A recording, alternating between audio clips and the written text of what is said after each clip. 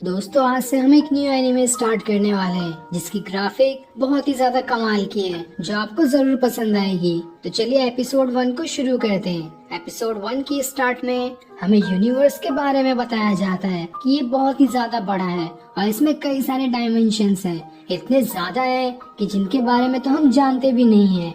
और उन्हीं कई सारे डायमेंशन में कितनों में तो इविल रहते हैं तो कितनों में अच्छाई वाले लोग रहते हैं जो इविल्स को रोकना चाहते हैं। वहीं कुछ इविल्स ने ये तय किया है कि वो पूरे डायमेंशन में अपना कब्जा कर लेंगे और इस चीज को करने के लिए उन्होंने कई सारे डायमेंशन को अपने कब्जे में कर लिया है। लेकिन अर्थ ने अपने आप को एक 2 डायमेंशन बैरियर के अंदर कैद कर लिया है ताकि उन डीमंस का अर्थ पर कोई हमला ना हो सके। लेकिन वो डीमंस और इविल्स हमेशा ये कोशिश करते रहते हैं कि उन्हें एक मौका मिल जाए अर्थ के 2 डायमेंशन को तोड़ने का। और जैसे ही वो डायमेंशन टूटेगा सारे इविल्स और डीमंस अर्थ पर भी अपना कब्जा कर लेंगे। लेकिन इसे रोकना इतना आसान काम नहीं है। कई सारे वॉरियर्स अर्थ को प्रोटेक्ट करने में हमेशा लगे रहते हैं। जिसके बाद हम एक बहुत ही खतरनाक डीमन को देखते हैं जो अर्थ के 2 डायमेंशन बैरियर को तोड़ने आया था।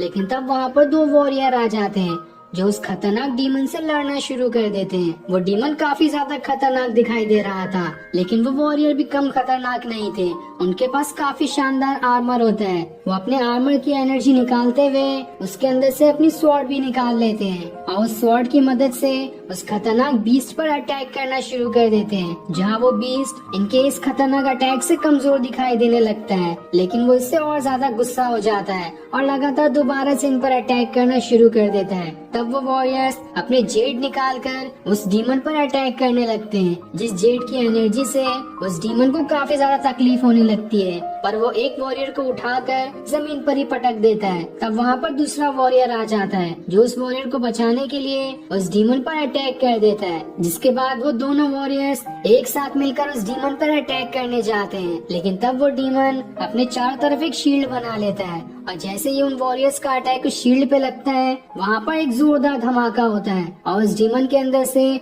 काफी ज्यादा फायर निकलने लगती है जिसे रोकने में उन दोनों वॉरियर्स को परेशानी हो रही थी। तब वो डीमन किसी ड्रैगन की तरह अपने मुंह से आग निकालने लगता है जिससे चारों तरफ आग लगना शुरू हो जाती है। लेकिन वो वॉरियर्स भी कम नहीं थे। वो अपने जेड की मदद से उसके ऊपर अटैक करते हैं और उस जेड की पावर्स को मिलाते हुए उस डीमन को रोकने की कोशिश करते हैं। लेकिन इससे भी वो डीमन नहीं रुकता।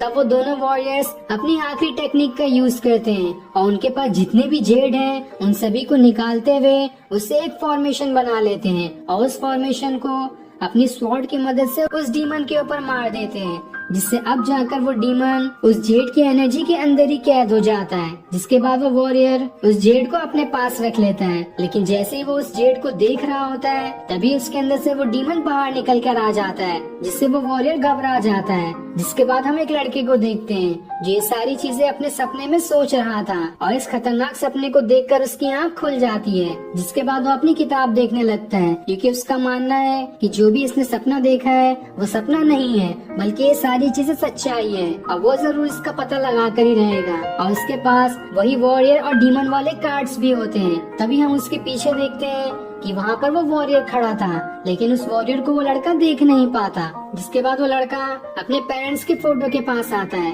और उनसे कहता है आज मैं 18 साल का हो चुका हूँ और अब मैं इतना बड़ा हो चुका हूँ कि मैं अपने फैसले खुद ले सकता हूँ। पिछले 8 साल से मेरे फादर लापता हैं। मैं उन्हें कैसे भी करके ढूंढ कर रहूंगा। उसके लिए मुझे चाहे किसी भी मुश्किलों का सामना क्यों न करना पड़े मैं अपने फादर का जरूर पता लगा कर रहूंगा। तभी उसकी आंख से उस वॉरियर की जैसी रोशनी चमकने लगती है। तब वहाँ पर उस लड़के की दादी आती है जो उसे हैप्पी बर्थडे कहती है और उसके बर्थडे का गिफ्ट भी देती है जो उसके फादर का हुआ करता था। ये देखकर वो लड़का एकदम ही ज्यादा खुश हो जाता है और वो गिफ्ट उसके फादर का चश्मा होता है जिसे वो लड़का पहन लेता है। जिसके बाद वो अपनी दादी का शुक्रिया करते हुए कहता है मैं जा रहा हूँ उस जगह पर जहाँ से मेरे फादर लापता हुए थे। मैं उन्हें जरूर वापस ला कर रहूंगा। तब उसकी दादी भी उसे गुड लक कहती है। जिसके बाद वो लड़का अपना सारा सामान लिए घर से चला जाता है और ये सीन दिखाते ही एपिसोड 1 यहीं ही एंड हो जाता है। फादर का पता लगाने के लिए घर से निकल चुका था, पर जैसे वो थोड़ी दूर आता है उसका चश्मा चमकने लगता है और फिर उसे अपने चश्मे के अंदर से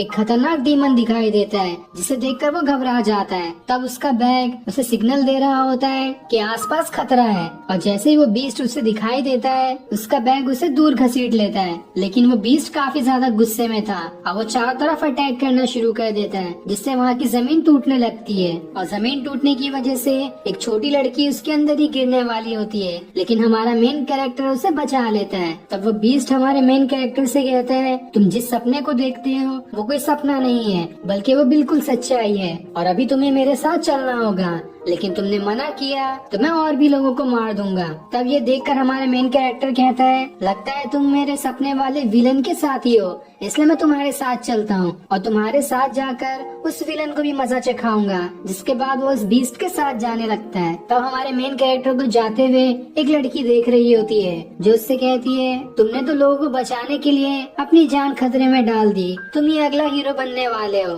इधर हमारा मेन कैरेक्टर उस बीस्ट का पीछा कर रहा होता है, जहाँ वो बीस्ट हवा में उड़ते हुए आगे बढ़ रहा होता है। लेकिन तभी अचानक से हमारे मेन कैरेक्टर का बैग चमकने लगता है और उसके अंदर से सारी पावर्स निकलकर हमारे मेन कैरेक्टर के अंदर जाने लगती है, जिस वजह से उसकी बॉडी एकदम ज्यादा लाइट वेट हो जाती है और वो भी उड़ते हुए आसानी से उस बीस्ट का पीछा करने लगता है। तब वो बीस्ट एक घर के अंदर चला जाता है, इसलिए हमारा मेन कैरेक्टर भी उसके अंदर जाता है, जो घर नहीं किसी मिस्टीरियस जगह का पोर्टल था। और उसके अंदर जाते ही हमारा मेन कैरेक्टर और किसी खतरनाक और मिस्टीरियस महल के अंदर पहुंच जाता है। तभी उसे किसी लड़की की आवाज आती है, जो उससे कहती है, क्या तुमने अपनी पावर्स को एक्टिवेट कर लिया है? अगर ऐसा नहीं है तो तुम जल्दी मारे जा सकते हो। तभी हमारे मेन कैरेक्टर को सामने एक और पोर्टल दिखाई देता है, और जैसे ही वो उस पोर्टल के बाहर आता है वो असली दुनिया में आ जाता है, जहाँ वो रहा करता था। तभी उसके सामने एक कार्ड आता है, जो कार्ड हमारे मेन कैरेक्टर के फादर के पास हुआ करता था,